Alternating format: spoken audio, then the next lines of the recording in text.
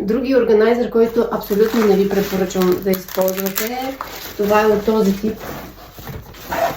Създава илюзията, че може да се съберат много неща, че може да компенсира липсата на рафтове или чекмеджета в гардероба, обаче само създава тази илюзия.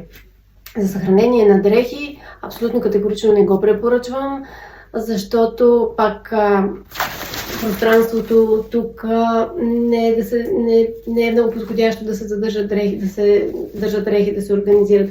По-скоро бих ви препоръчала да го използвате, ако имате чанти, по-скоро за такъв тип неща да се организира, шалове.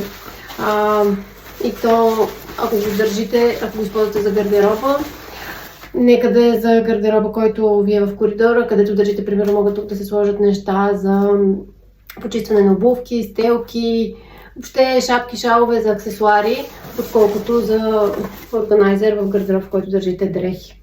Този органайзер е подходящ, ако имате щендер, стойка, която държите или в коридора, или в стаята си, и всъщност тук да си слагате нещата от чантата или различните чанти, ако са манички, блузки, нещо, което сте облекли и искате пак да облечете. Така че по-скоро за такива неща би могло да свърши добра работа, но като органайзер за гардероба, в който държите дрехите си, по-скоро пречи, отколкото помага да запазите реда.